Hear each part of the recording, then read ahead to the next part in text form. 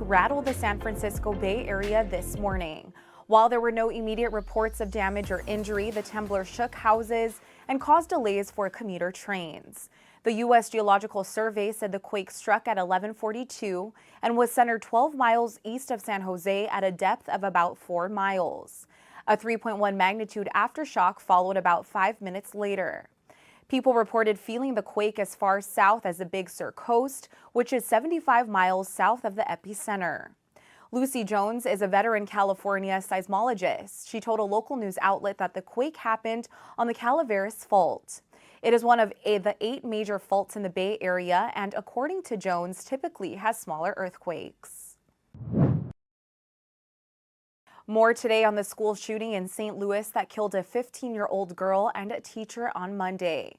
Police say 19-year-old Orlando Harris was armed with an AR-15 style rifle when he entered Central Visual and Performing Arts High School and began shooting. 10th grader Alexandria Bell and 61-year-old physical education teacher Jean Kuzka were killed and 7 students were wounded. Police arrived at the scene 9:15 Monday morning, 4 minutes after receiving a call about an active shooter. They located Harris at 9:23 and killed him in an exchange of gunfire.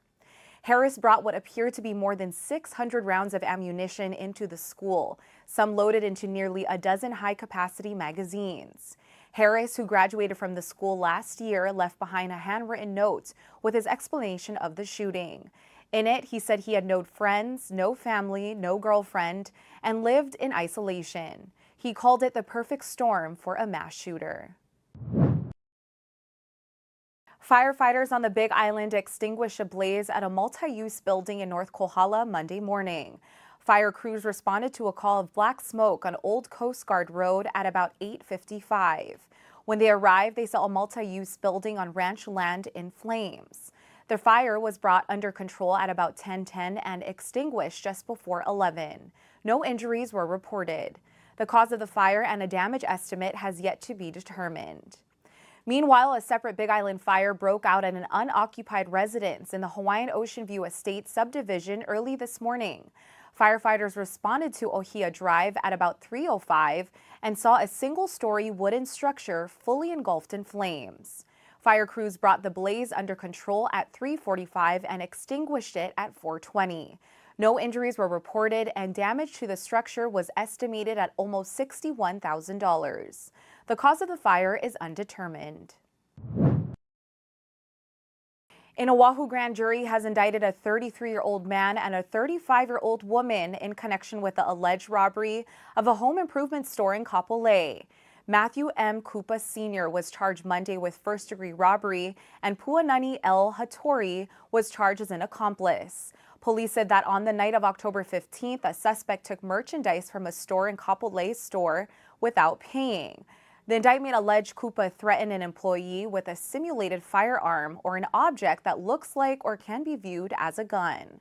Kupa fled the scene in a vehicle that police say was driven by Hattori. They were arrested in Waianae on Wednesday. Kupa was previously convicted for assaulting former world lightweight boxing champion Andy Ganigan in 2010. Ganigan suffered severe brain damage and needed around-the-clock care until his death in 2012 at the age of 59. Adidas became the latest company to cut ties with Ye, formerly known as Kanye West, when it ended a partnership today over the rapper's offensive and anti-Semitic remarks.